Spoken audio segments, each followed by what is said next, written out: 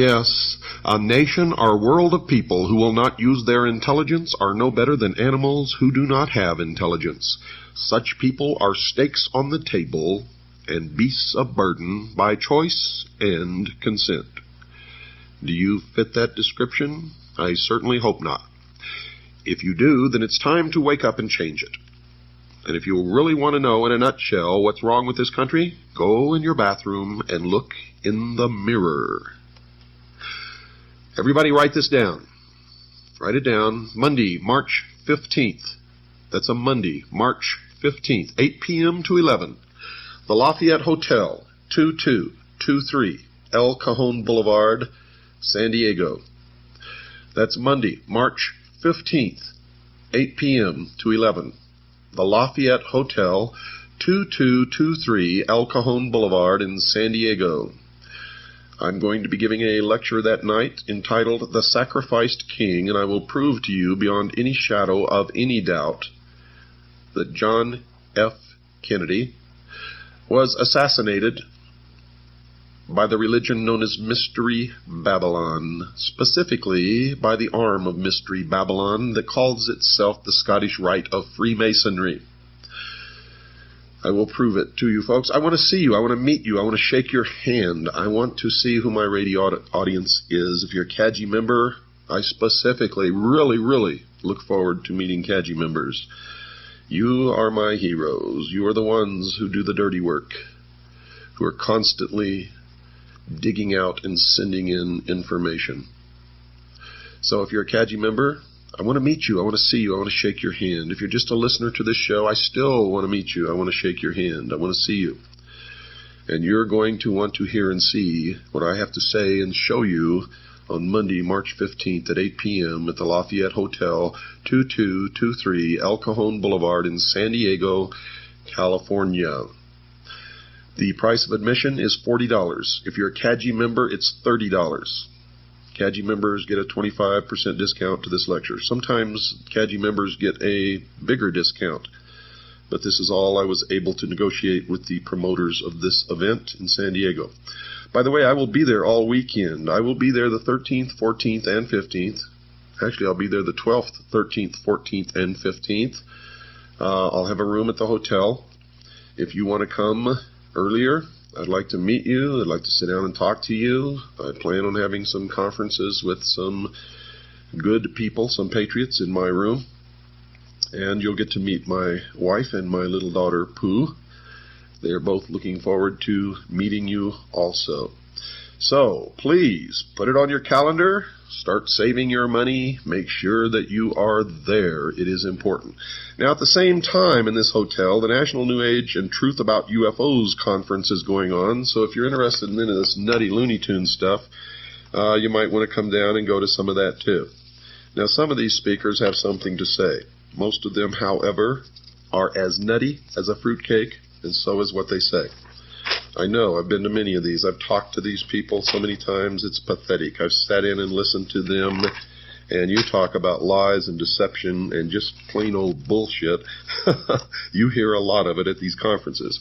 But don't get me wrong, folks, because sometimes it's a lot of fun. I mean, sometimes Looney Tunes is just fun. Escape from the real world a little while and listen to some of these people. Most of the lectures are free. If you want to go to the workshops, that'll cost you. But most of the lectures are free. I mean, you can sit there all day and listen to these people. And some of them have something to say. Most of them belong in the loony bin. I'm telling you right now. My workshop is 8 o'clock Monday night. Something's wrong, folks, in America. Something's really wrong. Something is destroying everything that we've ever held dear in this country. What is it? Well, if you've been listening to this show, many of you already know what it is. If you've just been listening to the show for a little while, you may have some idea, but you're not quite really sure yet what's going on. Well, I'm going to tell you right now, it's all about religion. Whether you're religious or not doesn't make any difference. It's all about religion. Whether you believe in God or not, it doesn't make any difference. It's all about a big battle between good and evil. And most of it, I got to tell you, exists in the minds of men. Some of it's real. The question is, what's real? What's deception? What should we be paying any attention to? What is it that's driving us insane? Yes, something is wrong in America. The sound you hear is dripping blood. This is the start of Black Sunday. Today's newspapers, folks, are full of stories about the rampant rise in divorce rates, the increasing abuse of children by some parents, increases in the incidence of rape pornography being read by an increasing number of people, more crimes against property, demands for world government, urgings for national borders to fall, Christian churches being closed because they will not seek licensing by the state, etc., etc., etc., and I could go on and on and on and on and on. But why? Why are these things happening?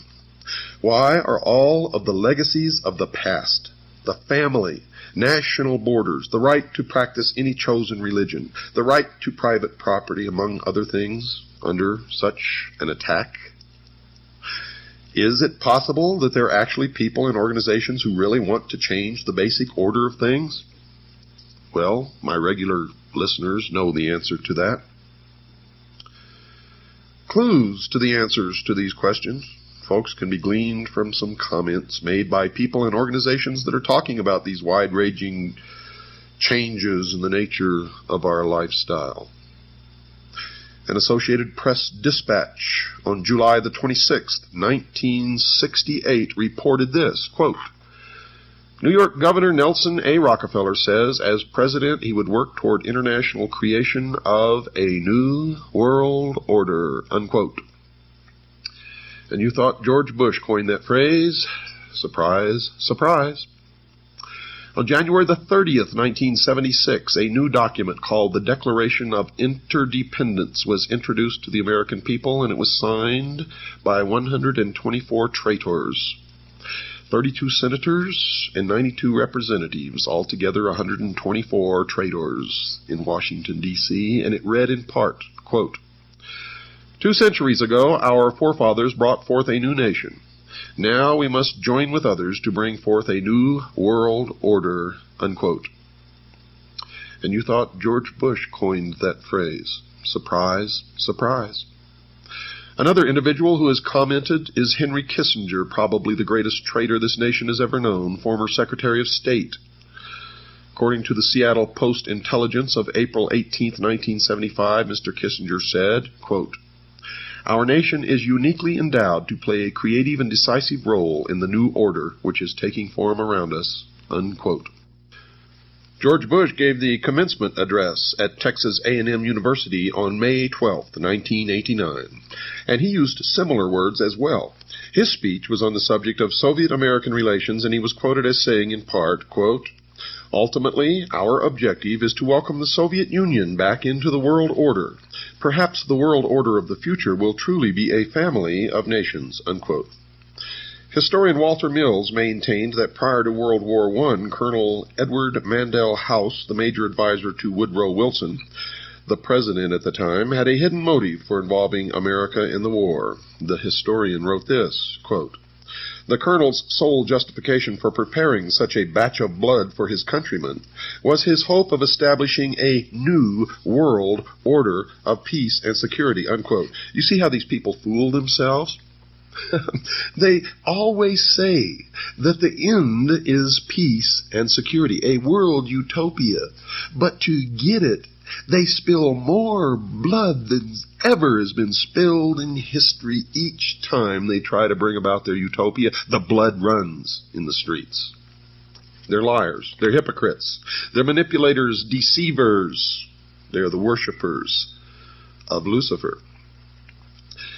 Adolf Hitler, a socialist and the head of the German government prior to and during the nation's involvement in World War II, is quoted as saying this, quote, National Socialism will use its own revolution for the establishing of a new world order, unquote.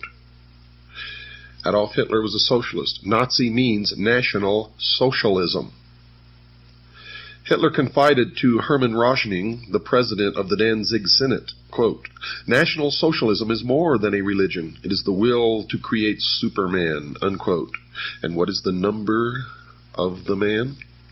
666. You see, in the New World Order, only one man will be allowed to live, the new man, the illumined man, and the number of that man is 666. You will see that number increasingly all around you. You will also begin to see pyramids increasingly all around you, and the eye in the pyramid, and the eye alone. And you will see circles with a dot in the center, and you will see obelisks appearing all over the place. And these are not the only signs. There are many, many, many more. They're the signs of the religion of mystery, Babylon. Hitler added this thought, quote, "Well, yes, we are barbarians, and barbarians we wish to remain. It does us honor.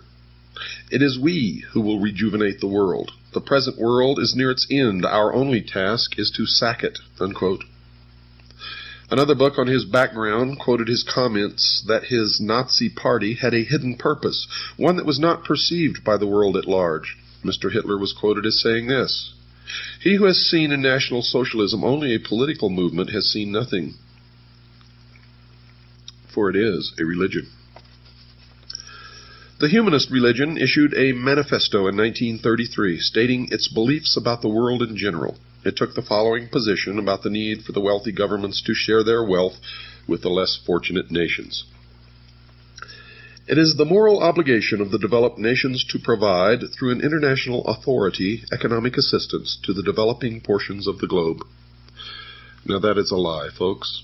It means that it's okay for some of us to lay back and do nothing and reap the rewards of the labor of others. That's socialism. That's what it's all about. Communism, socialism, it's the same. And these people, the worshippers of Mystery Babylon, are the original communists. They are international socialism. They invented it. It is their creation. It is their dream of a world utopia. A one-world totalitarian socialist government. The April 1974 issue of Foreign Affairs, the quarterly periodical issued by the Council on Foreign Relations in New York, had an article in it by Richard N. Gardner, the former Deputy Assistant Secretary of State for International Organizations in the Lyndon Johnson and John Kennedy administrations, and he stated this, quote, "We are likely to do better by building our house of world order from bottom up rather than from the top down. An end run around national sovereignty, eroding it piece by piece, is likely to get us to world order faster than the old-fashioned assault," unquote. Even the Communist Party is voicing similar thoughts. The People's Daily World for Thursday, March 9th, 1989, contained an article written by Angela Davis. You remember her? Those familiar with Miss Davis will remember that she was the vice presidential candidate for the Communist Party a few years ago. She currently is a member of the National Committee of the Communist Party of the United States, and she is quoted in the paper as saying, quote, "One underlying effect of anti-communism in this respect is to encourage a certain hesitancy to embrace solutions which call for deep structural socio-economic transformation," unquote. Another communist, Alexei Kovylov, spoke at an evening meeting held at Windstar, Colorado, in August 1985, and gave the participants in attendance a surprise presentation. He spoke about the 12th World Festival of Youth and Students held in Moscow a few months prior to his lecture. He said, quote, "There were 3 programs. The first was political and dealt with the various issues of peace and disarmament. The second was dedicated to environmental issues and to the new international economic order," unquote. The alleged need for a change in the basic way things are done is consistent with the teachings of the father of communism, Karl Marx. He's not really the father of communism, but it's a name that's been tagged onto him. You see, he was just a hack writer hired by the mystery religion of Babylon to write the Communist Manifesto. It was not his idea, but he's reaped the benefits of it, if you can call them benefits. But he co-authored the Communist Manifesto with Frederick Engels, another hack writer, in 1848. Mr. Marx wrote that the communists, quote, openly declare that their ends can be attained only by the forcible overthrow of all existing social conditions, unquote. Nesta Webster, a writer on the subject of conspiratorial organizations in the past, wrote this in her book entitled Secret Societies, quote, the revolution desired by the leaders of world revolution is a moral and spiritual revolution, an anarchy of ideas by which all standards set up throughout 19 centuries shall be reversed, all honored traditions trampled underfoot, and above all, the Christian ideal finally obliterated, unquote. Some of the Catholic popes in the past have commented on the major changes coming in the future. One such pope was Pope Pius XI, who wrote the following in 1937. Communism has behind it occult forces for which a long time have been working for the overthrow of the Christian social order, unquote. One of the popes who preceded him, Pope Pius IX, wrote this in November 1846 about the changes that he saw in the future. Quote, that infamous doctrine of so-called communism is absolutely contrary to the natural law itself, and if once adopted, would utterly destroy the rights, property, and possessions of all men, and even society itself, unquote. Now, don't get all worked up about what the Pope says, because they have succeeded now with this Pope in putting one of their own upon the throne of the Vatican. It had long been their dream, and now it is true. And the bans have been lifted against Catholics joining secret societies. Many of the hierarchy of the Vatican belong to the secret societies, the Freemasons, Propaganda 2, etc., etc., etc. You will find an obelisk, the symbol of the phallus, the penis of Osiris, in the Vatican courtyard. If you don't believe me, go look.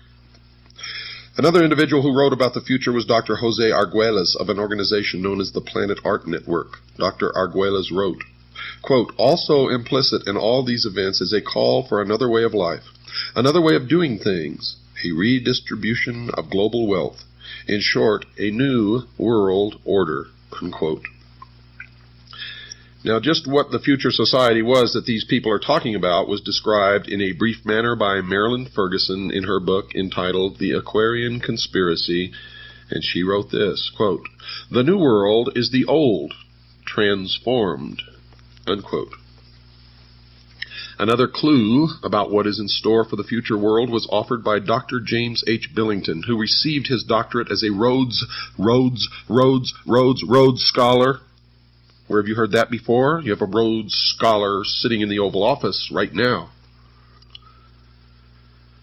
Received his doctorate as a Rhodes Scholar at Oxford University and has taught at Harvard and Princeton universities. He wrote this in his book entitled Fire in the Minds of Men. Quote, this book seeks to trace the origins of a faith, perhaps the faith of our time. What is new is the belief that a perfect secular order will emerge from the forcible overthrow of traditional authority, unquote. You hear that? They believe a perfect secular order will emerge. Nothing perfect will ever emerge from the minds of imperfect men, and no men will ever be ruled by other imperfect men in any kind of a perfect utopian order, secular or otherwise. That is why we must be eternally vigilant. Eternally vigilant. That these future changes would involve force and slavery was confirmed by B.F. Skinner, chairman of the psychology department at Harvard University. In his book entitled Beyond Freedom and Dignity, Dr. Skinner has been called the most influential of living American psychologists by Time magazine. So the world should listen to the professor when he speaks. The magazine told the reader what the message of Professor Skinner's book was. Quote, we can no longer afford freedom, and so it must be replaced with control over man, his conduct, and his culture, unquote. Not long ago in the Los Angeles Times, there was an article called 10 Forecasts for the Coming Decade. One of these was chemical or electronic implants to control individual behavior on a 24-hour basis. Another student of these changes is Alvin Toffler, who wrote this in his book entitled The Third Wave. And you should read everything that he's written, by the way, because what he's writing is what is coming. Quote, "A new civilization is emerging in our lives. This new civilization brings with it new family styles, changed ways of working, loving, and living, a new economy, new political conflicts, and beyond all this, an altered consciousness as well. The dawn of this new civilization is the single most explosive fact of our lifetimes," unquote. Another scientist involved in commenting upon the future changes was Dr. Carl Sagan, and he's observed this, quote, "It's clear that sometime, relatively soon in terms of the lifetime of the human species, people will identify with the entire planet and the species," unquote. Now the reason, folks, why these changes are necessary was explained by Manly P. Hall, perhaps the world's leading authority on esoteric words and language. He was a 33rd degree Freemason. He wrote in his book entitled Lectures on Ancient Philosophy, quote, "The time has not yet arrived when the average man is strong enough or wise enough to rule himself," unquote. And he explained who he considered worthy enough to rule those on the world considered by the experts to be incapable of governing themselves. He wrote this, quote, "Never will peace reign upon the earth until we are ruled by the fit." And who is the fit? Why, them, of course. The illumined, the priest of the mystery religion of Babylon. Mr. Hall even indicated that these changes would occur soon. He wrote this comment in his book previously cited, quote, 100 years ago, meaning in 1884, folks, it was predicted that within a few centuries men would revert to the gods of Plato and Aristotle. We may all look forward with eager anticipation to that nobler day when the gods of philosophy once more shall rule the world, unquote.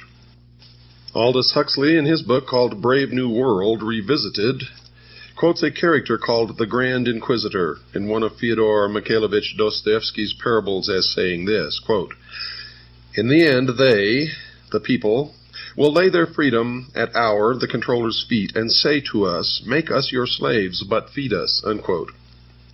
The Tucson Citizen newspaper of November the 3rd, 1988, printed a photograph of a group of people involved in a march for literacy, and it clearly demonstrated that at least some people in America are now asking their government to make them their slaves. The picture showed a demonstrator carrying a picket sign that read, quote, "Uncle Sam, we want you to support us," unquote.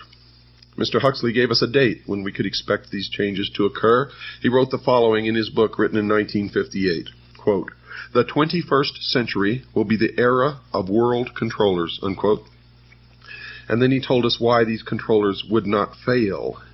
Quote, "The older dictators fell because they could never supply their subjects with enough bread, enough circuses, enough miracles and mysteries. Under a scientific dictatorship, education will really work, with the result that most men and women will grow up to love their servitude and will never dream of revolution. There seems to be no good reason why a thoroughly scientific dictatorship should ever be overthrown," unquote. Someone who might have given the world the date for the commencement of these predicted changes was Zbigniew Brzezinski, a Marxist, President Jimmy Carter's national security advisor during his 4-year administration. And he wrote the following in his book entitled Between Two Ages, by the way. You should read every book that he's ever written. You will be angered. Quote, "Either 1976 or 1989, the 200th anniversary of the Constitution, could serve as a suitable target date for culminating a national dialogue on the relevance of existing arrangements, the workings of the representative process, and the desirability of imitating the various European regionalization reforms and of streamlining the administrative structure," unquote. And it did begin exactly when he said it would. So the people of the world can now determine what those changes are that those in the positions of implementing changes have in store for them. In summary, folks, these changes are: the old world is coming to an end. It will be replaced with a new way of doing things. The new world will be called the New World Order. This new structuring will redistribute property from the have nations and will give it to the have-not nations. The New World Order will include changes in the family, the workplace, religion. The United States will play a major role in bringing it to the world. World wars have been fought to further its aims. Adolf Hitler, the Nazi socialist, supported the goal of the planners. The majority of the people will not readily accept the New World Order, but will be deceived into accepting it by two strategies. One, those in favor of the changes will have become seated in the very thrones of power, generally without the public realizing that fact, and this has already occurred. Two, the old world order will be destroyed piece by piece by a series of planned nibbles at the established format. The Communist Party is actively supporting the changes to the New World Order. The basic tenets of Christianity, which were the base for the old world order, will have to be eliminated. If the slower methodical techniques of change do not function, violence will be introduced and controlled by the planners, including possibly a World War III using atomic weapons. The people of the world will give up their freedom to the controllers because there will be a planned famine or some other serious occurrence such as a depression or war. The change to the New World Order is coming shortly, folks, and it has already begun. However, if that is not the case, it will be introduced one step at a time so that the entire structure will be in place by the year 1999. We've got to take a short break. Don't go away, folks. I'll be right back after this very short pause. Yes, folks, something is indeed wrong in America. And many sense that changes in this nation's lifestyle are occurring. Most of us know full well that these changes are taking place. The newspapers are saturated with articles reporting the activities of those advocating increased governmental spending for a variety of unconstitutional purposes. Organizations supporting a globalism concept urge the world to adopt a one-world government. Psychologists preaching the destruction of the family unit and recommending that the society rear the nation's children. Governments closing private schools, and nations forming regional governments under which national borders are scheduled to disappear. And still the sheeple think that all of this is happening by accident, and any concept that it is being brought about by a carefully orchestrated plan is the product of crazy conspiratorialists. Since these changes appear to be part of the new philosophy known as the New World Order, anyone desiring to know the future has to become familiar with this new phrase and what it portends for the world of tomorrow, and you will quickly see that it is the result of a well-thought-out, well-conceived, and well-orchestrated plan. Indeed, it is called the Great Work. As an indication that major changes are coming in tomorrow's world, one of the current trends mentioned is the call for a one-world government. And one of those supporting this leap forward is Norman Cousins, president of the World Federalist Society, and he's on record as saying this, quote, "World government is coming. In fact, it is inevitable. No arguments for it or against it can change that fact," unquote. And I say that is a lie. 240 million Americans standing up in concert with each other, holding a rifle in their hands, can stop it instantly in its tracks. And that's the truth of why we were given the second article in amendment to the Constitution. It has nothing to do with hunting or preserving your private property. It has to do with preserving our freedom. The goal of a one-world government, folks, is not a new thought. One of the earliest formal organizations that supported the concept of that goal was the Illuminati, founded on May 1st, 1776 by Adam Weishaupt, a Jesuit priest, a professor at Ingolstadt University, a Jesuit university, a teacher of canon law. Professor Weishaupt was quoted as saying this, quote, "It is necessary to establish a universal regime and empire over the whole world," unquote. Now let me tell you the truth about the Illuminati. Adam Weishaupt did not establish the Illuminati, nor did the Illuminati die with Adam Weishaupt. Make sure you understand that. A more modern organization that supports the coming changes is the Masonic order, called simply the Freemasons, or for short, the Masons. Has nothing to do with bricklayers, folks. The term originally comes from the French, Freemason, which literally means the sons of light. This worldwide fraternity has members in America, as will be discussed, and they too support a call for a one-world government. One who has written about this secret organization is Paul Fisher, and he says this about them in his book entitled Behind the Lodge Door, quote, "Masonry will eventually rule the world," unquote.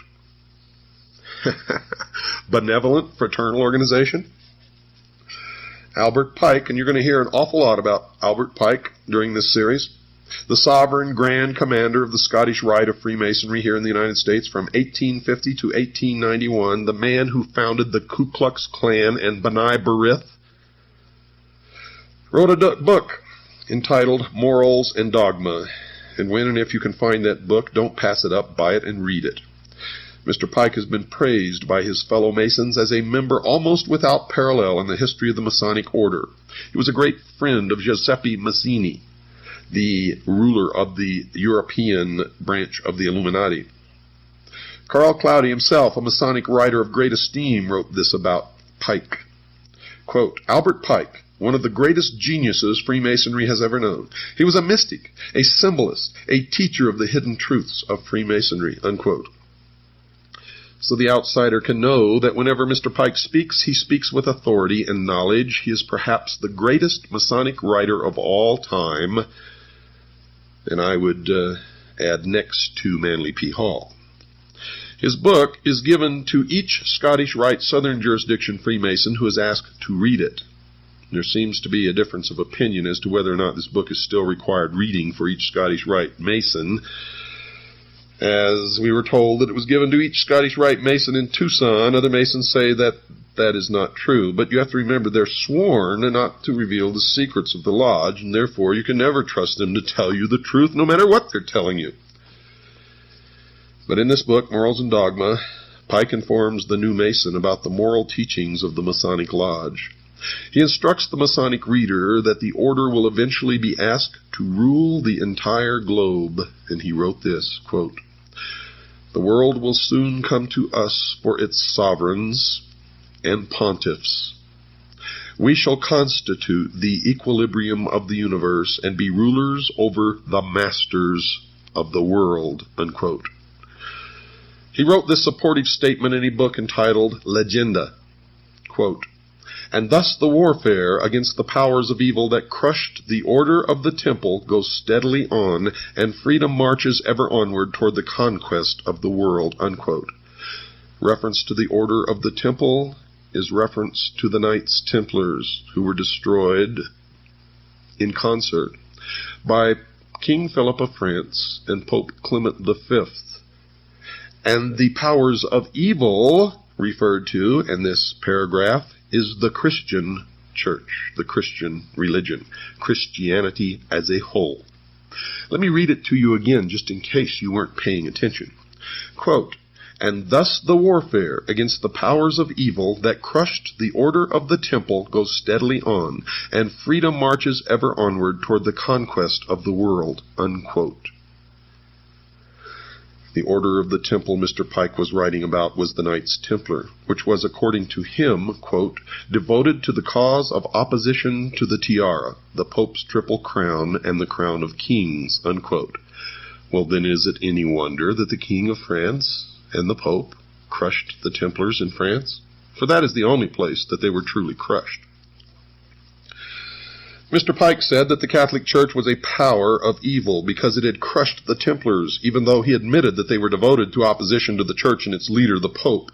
But the major point of that quote is that these forces of opposition, presumably meaning the Masons, are marching onward toward the conquest of the world.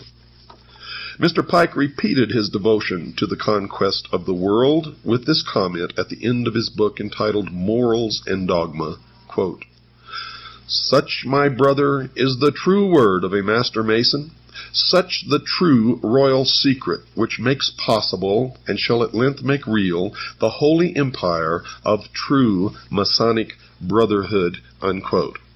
Now, all of you Master Masons out there who've been writing me letters, don't write to me anymore. You are my enemies. And if I can, I will destroy you. Don't write to me and profess your innocence, for your own have proclaimed your guilt. And if you are truly innocent, then you're just a foolish dupe, and you better get out while you can. The major worldwide movement that champions a one-world government, folks, under a religious leader is a new phenomenon occurring worldwide called the New Age movement, a creation of Freemasonry. The newspaper put out by the Scottish Rite of Freemasonry is called The New Age.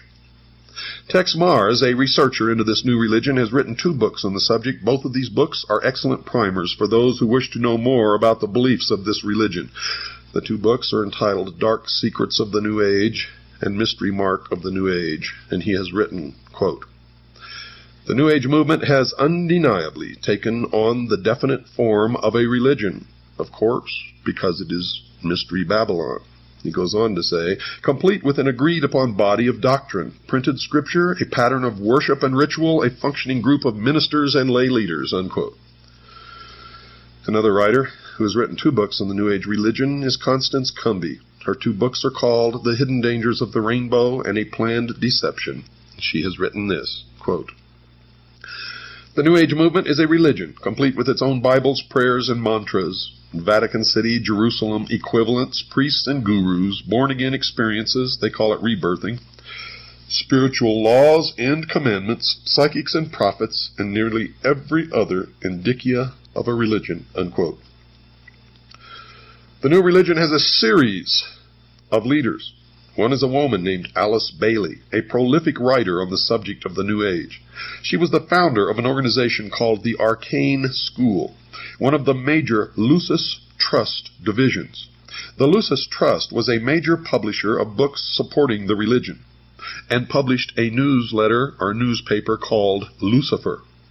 In her book entitled The Externalization of the Hierarchy, she told her readers who the organizations were that were going to bring the New Age religion to the world, and she identified them as being, quote, "The 3 main channels through which the preparation for the New Age is going on might be regarded as the Church, the Masonic fraternity, and the educational field." And folks, that is exactly who is bringing it to realization.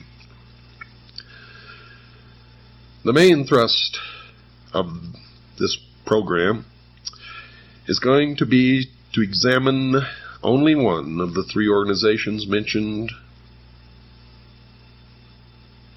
by Alice Bailey, that being the Masonic fraternity. There are numerous works by other writers, lecturers, researchers, exposing the involvement of the church in the educational field in the New Age movement and in the New World Order. So I'm not going to attempt to duplicate those efforts. However, only a few are aware of the involvement of the Freemasons, and that is why I have chosen to concentrate on that organization, Mystery Babylon. And the reason I'm concentrating on that organization is because it is their members who have infiltrated the church and the educational field who control those other 2 organizations. So really there's only one organization that needs to be dealt with, and that is Freemasonry. Another major writer on the New Age movement is Benjamin Krim, and he admitted in his book entitled The Reappearance of the Christ and the Masters of Wisdom that, quote, "The new religion will manifest, for instance, through organizations like Masonry. In Freemasonry is embedded the core of the secret of the occult mysteries," unquote. So, Masonry conceals a great mystery inside its temples, one that is connected somehow to the New Age movement. The Masons admit in some of their writings that they too are anticipating a New Age, a series of major changes. Henry Clausen, the past sovereign Grand Commander, the equivalent of their president of the Scottish Rite of Freemasonry, has been quoted as saying this, quote, "We look towards a transforming into a new age using, however, the insight and wisdom of the ancient mystics," unquote. The Masons claim that the things that they believe in are as old as the ancient civilizations. They also claim that these mystics, the ancient philosophers, had the wisdom of all ages and that somehow this knowledge has become lost through the centuries. Humanity today does not possess this knowledge, but it has become the task of the Masons and other truth-seekers who turn out, in every case of investigation, to be liars and deceivers and manipulators, to rediscover these principles for the benefit of all mankind. Those possessing this knowledge will correct the world's current problems. Some of the Masons also claim to have identified the cause of these problems. One of the most prolific writers on the subject of this lost truth, as I have mentioned earlier, is Manly P. Hall, a 33rd degree Mason. For those unfamiliar with the Masonic degrees, all Masons in America start through what is called the Blue Lodge, consisting of only 3 degrees. A Master Mason is of the 3rd degree and really knows nothing, even though he thinks that he has been illumined, and I get letters from them all the time. I'm a Master Mason, and I never heard of any of the stuff that you're talking about. Oh, boy. It amazes me, folks. It just absolutely amazes me that people are so stupid. Drives me wild. The initiate into the Blue Lodge goes through 3 separate and different initiation ceremonies, one for each degree. After completing these ceremonies, he may stay where he is or choose to affiliate himself with either the York Rite, which has 13 degrees, or the Scottish Rite, which has 32, and then the meritorious 33rd. The latter is divided into 2 separate jurisdictions, the Southern and the Northern. And these are based primarily on state borders, and whether one joins one or the other depends on where the initiate lives. The 2 Scottish rites have an additional 29 degrees, making for a total of 32. There is one more degree called the 33rd degree, which is honorary, and only a few are invited into that degree, and to even be considered, they must perform some major work toward the completion of the great work, which is the plan to bring about the utopia on earth, the socialist dream. The York Rite has a total of 9 degrees. However, since little has been revealed about this order, we will concentrate on only the Scottish Rite, and in particular the Southern jurisdiction. Well, I've since discovered that the York Rite has a total of 13 degrees, folks, not just 9. Mr. Hall has written a book entitled Lectures on Ancient Philosophy, in which he talks a great deal about the Masonic fraternity. And this is his comment about the coming changes. Quote, "A new day is dawning for Freemasonry. From the insufficiency of theology and the hopelessness of materialism, men are turning to seek the God of philosophy." Unquote. Notice that Mr. Hall has said that current theology, obviously current religion, has proven insufficient. Also, he feels that materialism, meaning the right to private property, is also a failure. But more importantly, he points out that this new God of the Freemasons is somehow different from the God of the Jews and Christians. As will be illustrated later, some of the Masons believe that the God of the Bible is a God of evil. Helena Petrovna Blavatsky, perhaps the founder of the current New Age movement, has also determined that the Masons are somehow supportive of her religious views. She wrote this in her book entitled The Secret Doctrine. Quote, "At the end of the 18th and the beginning of the 19th centuries, many Freemasons traveled to Tibet, where they were initiated into the esoteric, defined as intended for or understood by only a chosen few as an inner group of disciples or initiates, by an esoteric order of the Masters of Wisdom." Unquote. It should be expected that she would support the Masonic fraternity. In 1875, she founded an organization called the Theosophical Society, basically dedicated to teaching the world about her new secret religion. One of the earliest members of that organization was Albert Pike, later to become the Sovereign Grand Commander of the Scottish Rite of Freemasonry.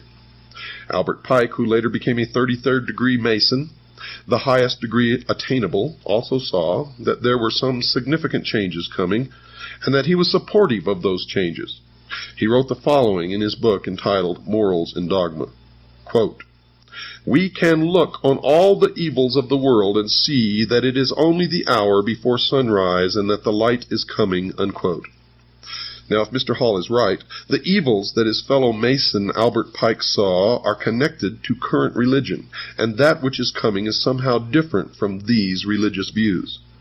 Mr. Hall, who is mentioned previously as another 33rd degree Mason, also wrote that a new day was coming and that it was not too far into the future. Quote, "A new light is breaking in the east." The significance of the location, the east, I have already pointed out. It is the point where the sun rises. "A more glorious day is at hand. The rule of the philosophic elect, the dream of the ages, will yet be realized and is not too far distant." Unquote. So, Mr. Hall is also expecting that these changes are about to occur in the not-too-distant future. Someone who attempted to zero in on when these changes were expected to occur was Alice Bailey, previously mentioned. She wrote about when she thought the New Age would arrive. Quote, "Eventually, there will appear the Church Universal, and its definite outlines will appear towards the close of this century," unquote. And you have already seen the emergence of the Universalists' church. Since she wrote early in the 20th century, we can see that she was predicting the eventual arrival of the New Age sometime around the 1990s. This estimate of that date is not too far wrong, as will be demonstrated later in this series of programs. Whatever is coming in the future, some New Agers have told us that they expect that it will last for a long time. One such writer is Ruth Montgomery, who wrote that she saw that the new religion would rule the earth for 1,000 years. She wrote the following in her book entitled Herald for the New Age. Quote, "The New Age, the millennium, a millennium is a period of 1,000 years, will see an end to that strife, at least for 1,000 years, unquote. Now, just what the New Age religion that will last for at least 1,000 years on earth, what is it? One who attempted to answer that question was Constance Cumby in her book entitled The Hidden Dangers of the Rainbow. She wrote that these were the basic tenets of the new religion. Listen closely. The plan for the future includes the installation of a new world Messiah, the implementation of a new world government and new world religion under Maitreya, an individual who will be examined later in this series of programs. 2. A universal credit card system will be implemented as a cashless society. 3. A World Food Authority will control all of the world's food supply. 4. A universal tax. 5. A universal draft. And 6. They intend on utterly rooting out people who believe the Bible and worship God, and to completely stamp out Christianity from the face of this earth. As was discussed prior to this summary, certain people have indicated that they see the Catholic Church as an enemy. Here, Mrs. Cumby says that they see not only Catholicism as the enemy, they also see all of Christianity as an enemy. Whatever the New Agers believe in, folks, it appears to be growing in popularity. Bantam Books, one of this nation's leading publishing houses, has reported that the sales of their New Age titles has increased tenfold in the past decade. Time magazine reports that the number of New Age bookstores has doubled in the past 5 years to a total of about 2,500. According to an article in Forbes magazine, quote, publishers estimate that total sales of New Age titles today are at least $100 million at retail, unquote. So, whatever they believe in, many believe in it. But perhaps the most insightful comment about the nature of what the New Age religion believe in and who they worshipped as their God was written by Mrs. Cumby in her book entitled The Hidden Dangers of the Rainbow. She wrote that they had, quote, the intent of bringing about a new world order, an order that writes God out of the picture and deifies Lucifer, unquote. So if Mrs. Cumby and the other writers on the subject are right, the New Age movement needs to be studied in some depth. We know that the goal of Freemasonry, at least that which is stated, is to bring about the new man, the illumined man, and the number of the man is 666. Good night. Folks, something is wrong in America, no doubt about it. There's a new religion appearing. Many of you call it the New Age religion, and it appears to be the exact opposite of the Old Age religion, meaning the religion of the Jews and the Christians. It's not really that different. I've studied it. I've talked to people who practice it. They claim it's not a religion, but it is. Christ has ceased to become a man, the Son of God, the actual manifestation of God in the flesh on earth, and has become the consciousness, the Christ consciousness. And anyone can be Christ if they have this Christ consciousness in the New Age religion. Now, these are the two religions, the Christian religion and the Jewish religion, that set the United States on its course, because these religions taught that mankind had some basic human rights. They held that the family was the basic unit in all of the world. They believed in the right to private property.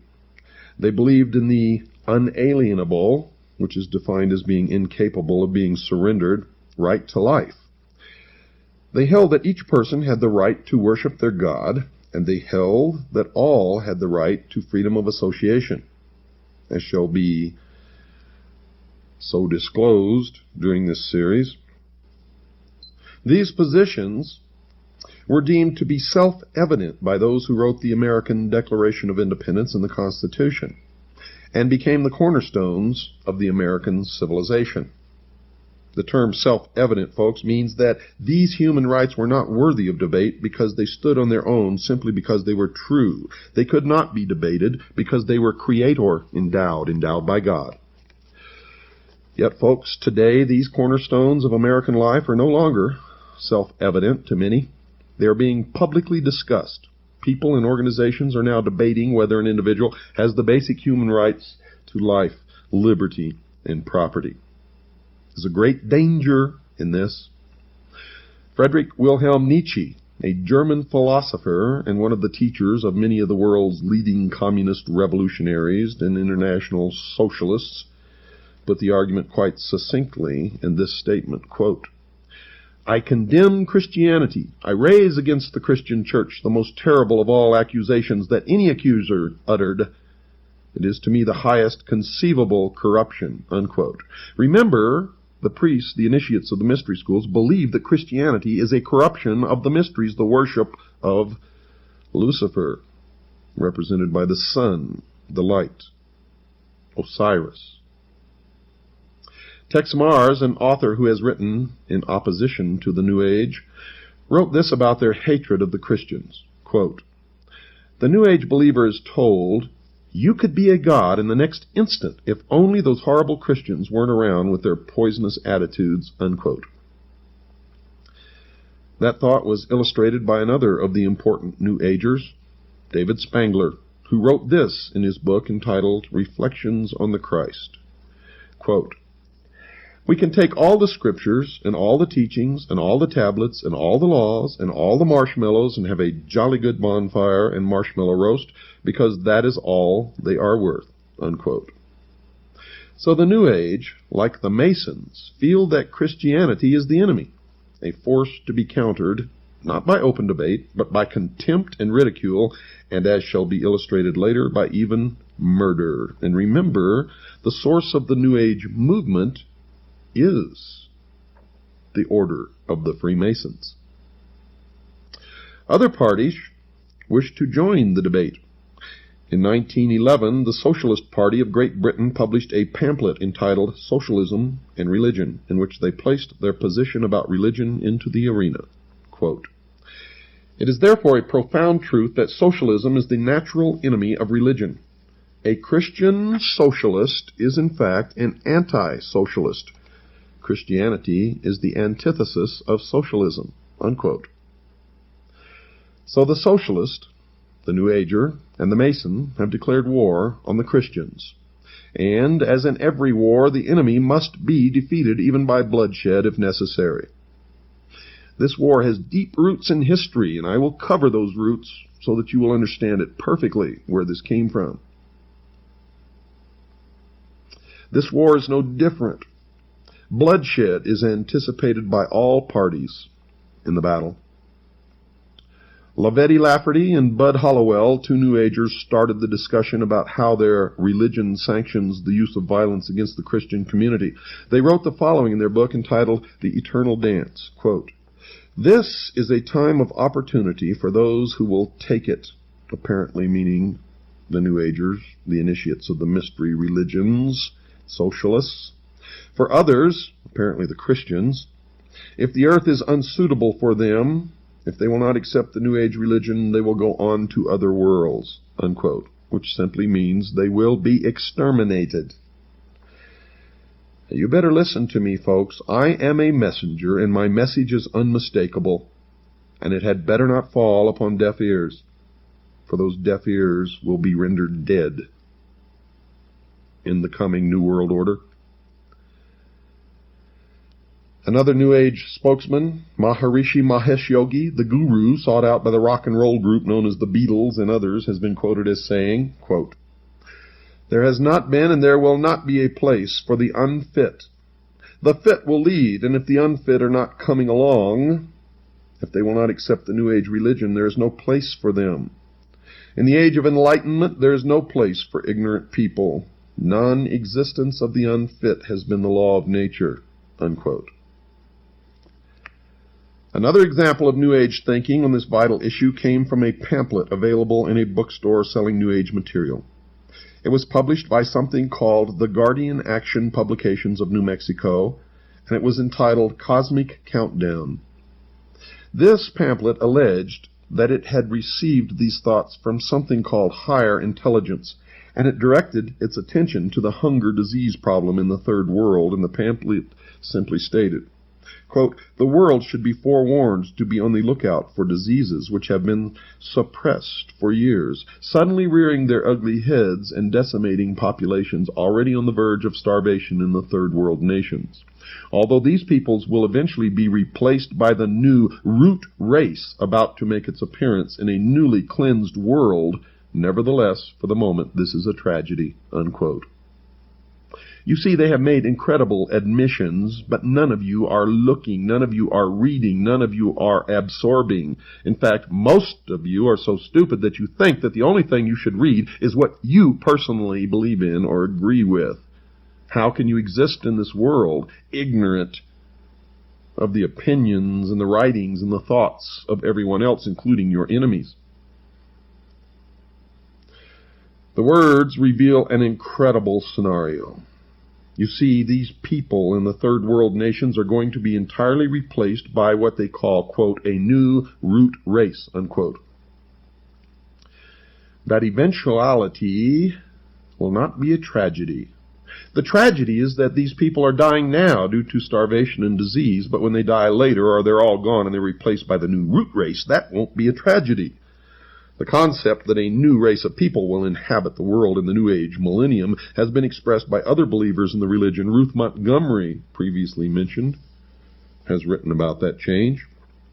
Quote, "Those who survive the shift will be a different type of people from those in physical form today, freed from strife and hatred, longing to be of service to the whole of mankind. The souls who helped to bring on the chaos of the present century, apparently the Christians and the Jews, will have passed into spirit to rethink their attitudes," unquote.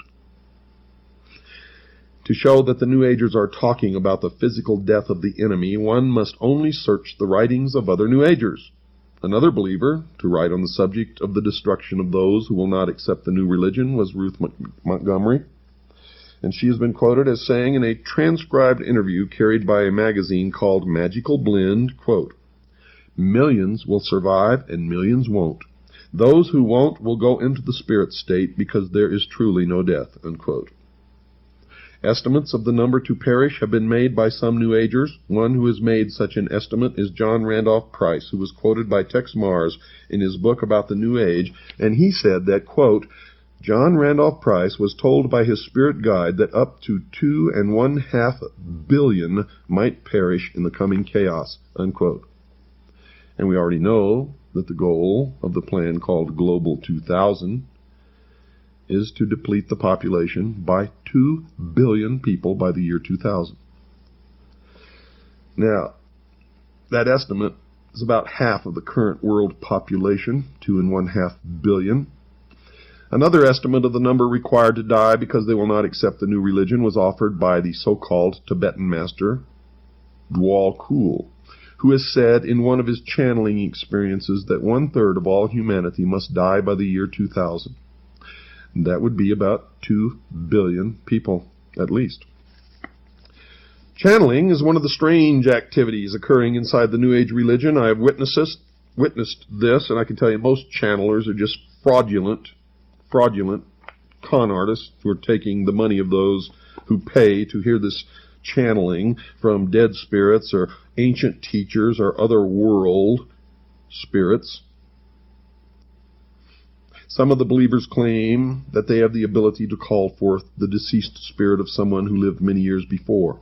Quite often, these spirits claim to be the ascended masters, those who have gone on to discover the eternal truths of all creation. One such believer who claimed to be in touch with a master was Alice Bailey, previously mentioned. Her spirit called himself Joal Cool, and she claimed he spoke through her, saying, quote, "Death is not a disaster to be feared. The work of the destroyer is not really cruel or undesirable. Therefore there is much destruction permitted by the custodians of the plan, and much evil turned into good," unquote. Now just what the plan constituted was told to the world by Benjamin Krim, another New Age leader. He placed an advertisement in about 20 newspapers all over the world on April the 25th, April the 25th, 1982, that defined the term. The ad read in part, quote, "What is the plan? It includes the installation of a New World government and New World religion under Maitreya," unquote. But perhaps the most startling example of the teachings of this new religion came from the pen of Barbara Marx Hubbard, one of their most articulate writers, and she wrote in her book entitled Happy Birthday, Planet Earth, quote, "The choice is, do you wish to become a natural Christ, a universal human, or do you wish to die? People will either change or die. That is the choice," unquote. So the people of the world will be given a choice. They will choose to accept the new religion, or they will choose to die. The battle lines are drawn. Choices will have to be made. I have made my choice. What is yours? Some of the leading socialists of the past have shown that they too have chosen up sides. One such individual was Adolf Hitler, the head of the German government during World War II, who held no conviction that the murder of over 50 million people during that war was wrong. He considered himself to be an agent of this unseen God in reducing the population of people that he held to be undesirable. He wrote, quote, "I have the right to exterminate millions of individuals of inferior races which multiply like vermin," unquote. And he did what he considered acceptable inside his religion. Those who did not believe in his new religion had no choice, and they perished. The evidence that Adolf Hitler was a New Ager will be presented later in this series. Another of the leading spokesmen for the socialist position was George Bernard Shaw, a well-known writer during his day. He wrote a book entitled The Intelligent Woman's Guide to Socialism, in which he stated, quote, "I also made it quite clear that socialism means equality of income or nothing, and under socialism you would not be allowed to be poor." You would be forcibly fed, clothed, lodged, taught, and employed whether you like it or not, whether you're useful or not, even if it were discovered that you had not the character and industry enough to be worth all this trouble. You might be executed in a kindly manner, but whilst you were permitted to live, you would have to live well, unquote. Socialism is the greatest perversion, deception, and lie that has ever existed on the face of this earth, and has brought nothing but misery, death, poverty to people who have been subjected to its cruelties. The Masonic writer Albert Pike placed the Masonic order into the discussion when he wrote this in his book Morals and Dogma. Quote, "It is not true to say that one man, however little, must not be sacrificed to another, however great, to a majority or to all men. That is not only a fallacy, but a most dangerous one. Often one man, and many men, must be sacrificed to the ordinary sense of the term, to the interest of the many. The interest and even the life of one man must often be sacrificed to the interest and welfare of his country," unquote. The religious view is that the sacrifice of one life for the interest of the many is murder, and those who believe in the God of the Bible are told not to commit this act. The commandment against this practice is contained in Exodus 20, verse 13 of the Old Testament, and in Matthew 5, verse 21 in the New. and is simply expressed in these simple words, quote, "Thou shalt not kill," unquote. The principle is easy to understand. No person has the right to take the life of another. This understanding is nearly worldwide. There are, of course, cultures that have determined that human sacrifice, cannibalism, and murder are acceptable forms of behavior, but these are rare in the history of man. But here we are being exposed to a whole new religious view, one growing daily in size and stature that openly advocates the wholesale slaughter of entire races of people. Adam Weishaupt, the founder of the Bavarian branch of the Illuminati, has also endorsed this new conviction that murder was not improper by including it in the initiation ceremony into the order. He has his initiator tell the initiate, quote, "Behold our secret.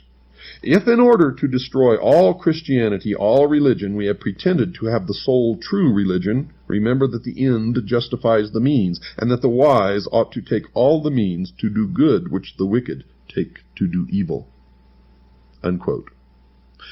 The initiate was told that he may use whatever means, murder included, to achieve the goals of the association that he was joining, and that the major goal of the Illuminati was the destruction of all religion, including Christianity. That meant that if Christians physically stood in the way, they would be removed by simply murdering them. Weishaupt even went so far as to say that anyone not willing to take the life of another was unfit to join the Illuminati. He wrote the following in a letter to a fellow member in 1778, quote, "No man is fit for our order who is not ready to go to every length," unquote. Weishaupt wrote that again, this time using different words. Quote, "This can be done in no other way but by secret associations, which will by degrees, and in silence, possess themselves of the government of the states and make use of those means for this purpose, which the wicked use for attaining base ends," unquote. Now Weishaupt, folks, was aware of the enormous power of government, and he desired its power for his members. He committed his organization to its infiltration. Then he committed it to unspeakable purposes, anything that would further the goal of the Illuminati. He even went on to grant permission to his members to distort the truth by lying if it would further their goals. He wrote this, quote, "There must not a single purpose ever come in sight that may betray our aims against religion and the state. One must speak sometimes one way and sometimes another, but so as never to contradict ourselves, and so that with respect to our true way of thinking we may be impenetrable," unquote. And you wonder why politicians continually lie and continually break their promises. And no matter who you elect, Republican or Democrat, it doesn't make any difference. Perhaps a perfect example of an oath that these initiates take somewhere along the road to the pinnacle inside the secret society was given in a book written by George Orwell entitled 1984. Mr. Orwell has an initiate into a secret society called the Brotherhood in his story ask these questions. Quote, "Are you prepared to give your life? Are you prepared to commit murder? Are you prepared to commit acts of sabotage which may cause the death of hundreds of innocent people? Are you prepared to betray your country to foreign powers? Are you prepared to cheat, to forge, to blackmail, to corrupt the minds of children, to distribute habit-forming drugs, to encourage prostitution, to disseminate venereal diseases, to do anything which is likely to cause demoralization and weaken the power of the people? Are you prepared to commit suicide if and when we order you to do so?" This, folks, is an example of the philosophy that the ends justify the means. The initiate should do as he was required as long as the act benefited the brotherhood. There is no morality under such an oath. So murder of the unfit, those unwilling to adopt the new religion, will be acceptable, and those who do the annihilating are to feel no remorse. In the view of the New Age religion, the murderers have served mankind well. But this callous disregard for the right to life of every human on the face of the earth has been predicted before in the New Testament. John was moved to write in John chapter 6, verse 12, quote, "Yea, the time cometh, that whosoever killeth you will think that he doeth God service," unquote. The New World Order, ladies and gentlemen, will sail in on a sea of blood. We have to take a short break now, folks. Don't go away. I'll be right back after this short pause. Well, let's continue here. The New Age religion, folks, is going to have a worldwide leader.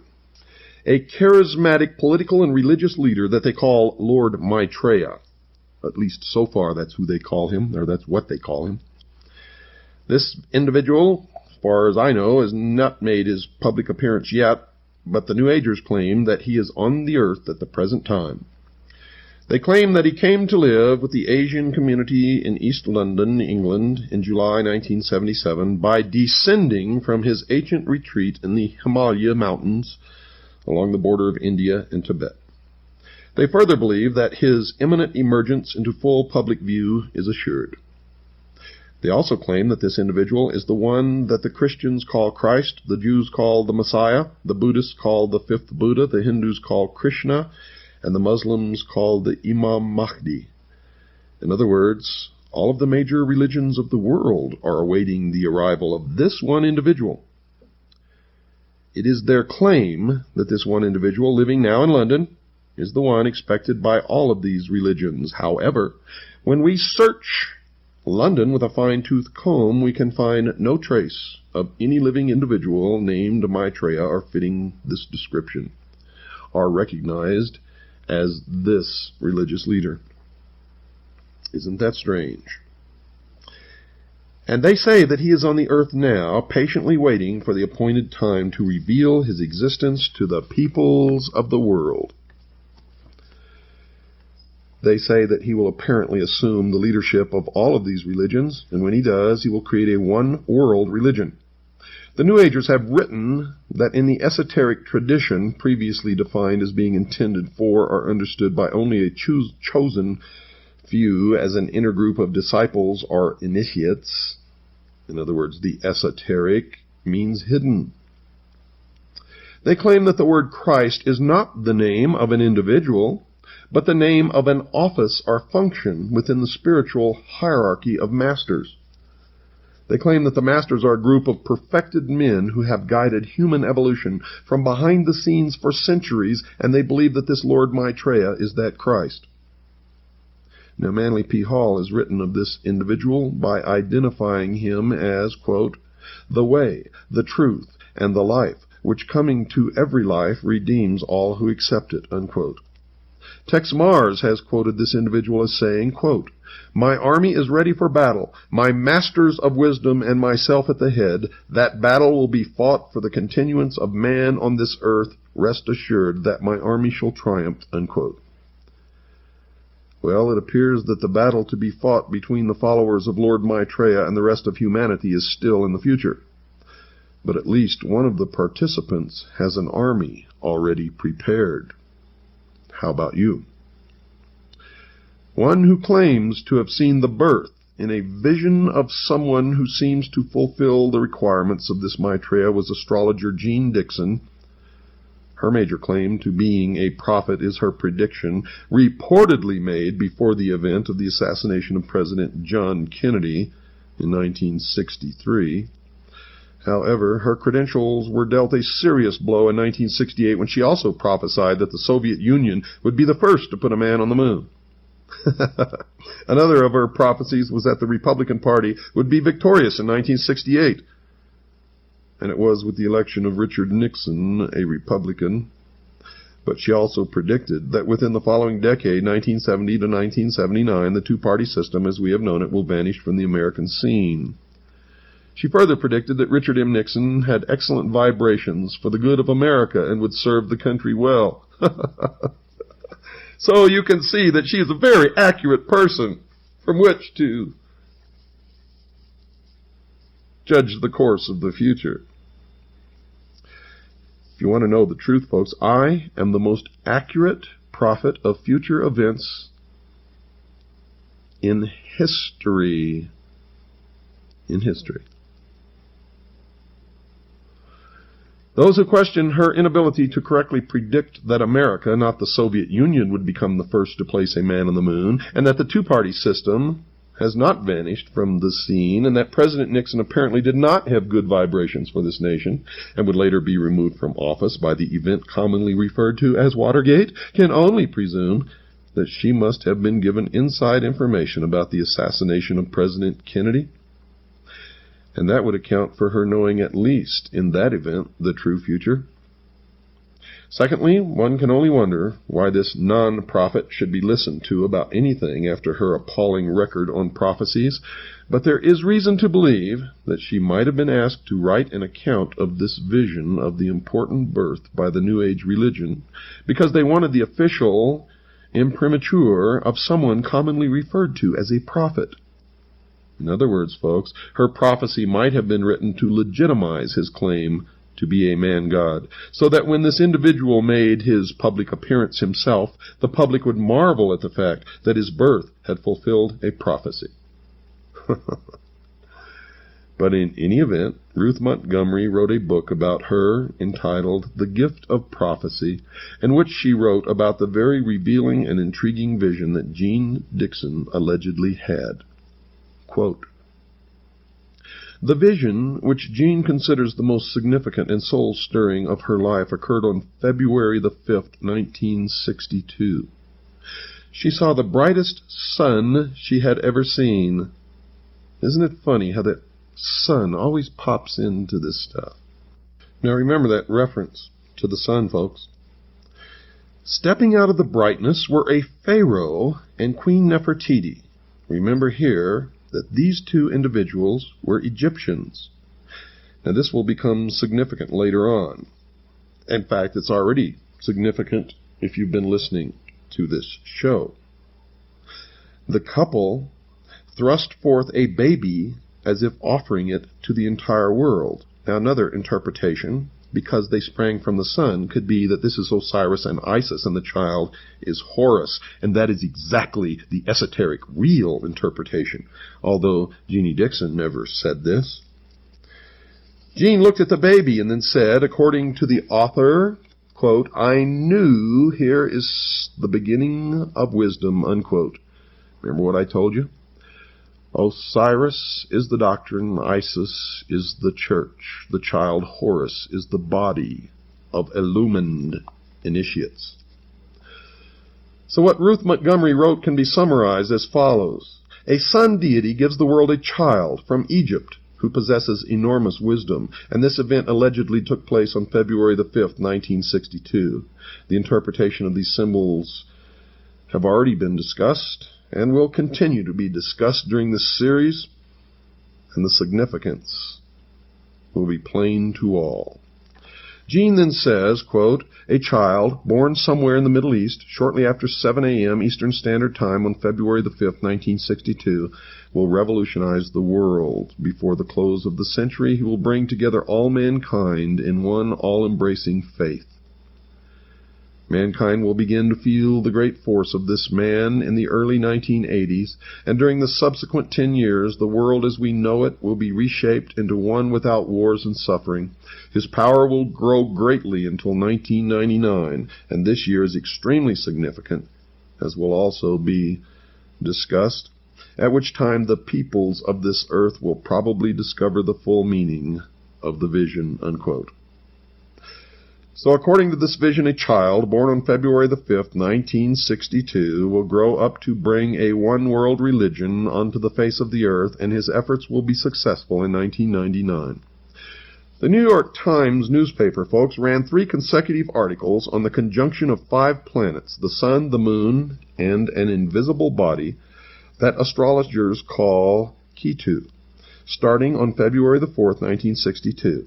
The first article stated that the various bodies moved into rough alignment in the constellation Capricorn at 7:05 a.m., New York time. A Capricorn, remember, is the goat.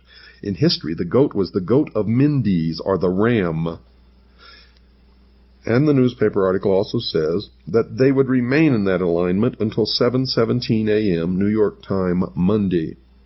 The goat of Mendes, the ram, is also another word or another name for Lucifer, Satan. However, the article went on to say that most of the people in India became alarmed because most astrologers were making predictions of disasters. There were a few astrologers who were predicting good for the world as a result of this alignment, but few Indians appeared to be paying them much heed. Now couple that with Gene Dixon's prediction that the child was born on February the 5th, 1962, midpoint in this alignment. And what do you get? They're going to great pains to prepare the world for something. Astronomers did not consider the event to be rare, however, and the article went on to report that the same configuration had occurred several times in the past. The last time being in April 1821, and then it occurred twice. The article reported that Dr. Kenneth L. Franklin of the Museum of Natural History, Hayden Planetarium in New York, had commented that year does not seem to be a year of any remembered disasters. He was then quoted as saying, "And that year isn't famous for anything, as far as I know." Dr. Franklin also commented on the body the astrologers call Ketu. He speculated that it may be some sort of astrological addition used to make everything come out right. He then added that he believed Ketu to be the invisible planet that is frequently taken into account in astrological reckonings, but that he had no idea how it was possible to keep track of something that no one could see, and as far as he knew, didn't even exist. The Times carried another article the next day, Monday, February the 5th, 1962, the date that this supposed child was born, and it repeated the concern of the Hindu astrologers. In fact, that headline read, "Hindu astrologers still say it's doomsday," and the subheadline read, "Peaceful beginning of planetary event is viewed gravely." Now, the third article in the series ran on Tuesday, February 6th, 1962, and carried the headline, quote, "Doomsday in India, uneventful," unquote. The article reported that the Indian astrologers had predicted a variety of disasters, earthquakes, tidal waves, devastating fires, and warfare, to name but a few, but that none of these events had occurred. Furthermore, the article reported that Hindu priests had claimed that the reason nothing had happened was because their prayers to their god had been answered. But, folks, none of these three articles mentioned the birth of anyone on these 3 days. Furthermore, none but a few astrologers had believed that something good was going to happen, and that only a few in India had even listened to them. Only Gene Dixon, another astrologer, had seen a vision of something beneficial, in this case the birth of a baby full of wisdom at about the midpoint of the 3-day affair. One can only wonder if once again she missed the mark and was involved in another error, or if she was intentionally made to set up the world to welcome someone named Lord Maitreya. In any event, these people claim that the Lord Maitreya will appear shortly to the entire world and start everyone off on a road to a one-world religion. Helena Petrovna Blavatsky, in her book entitled The Secret Doctrine, called him, quote, "the Dragon of Wisdom," unquote. So it appears that the one call that Gene Dixon made that appears to match other comments is her statement that the baby she saw in her vision was full of wisdom. If the baby she claimed to have seen in her vision was Lord Maitreya, then she was right, because others have claimed that Lord Maitreya is full of wisdom. However, there is still reason to believe that she was given inside information by some New Agers who wanted to have this Lord's birth prophesied so that when he did surface, the New Agers could claim that his birth had been a fulfilled prophecy. So the world awaits the visible appearance of Lord Maitreya. Ladies and gentlemen, dear listeners, so that you would realize that I'm not making any of this up, I took last night's program and tonight's program verbatim from the introduction all the way through Chapter 3 of a book entitled The New World Order by my good friend A. Ralph Epperson. Again, the title of the book is The New World Order by A. Ralph Epperson, and you can order that book in any good bookstore. If you can't find it in your area, contact us and we will make arrangements with Mr. Epperson to be able to furnish that book to you if you would like to purchase it. I also recommend that you purchase my book, Behold a Pale Horse. It's a handbook for what's going to happen in the coming years, especially in this country. And without it, you will be crippled.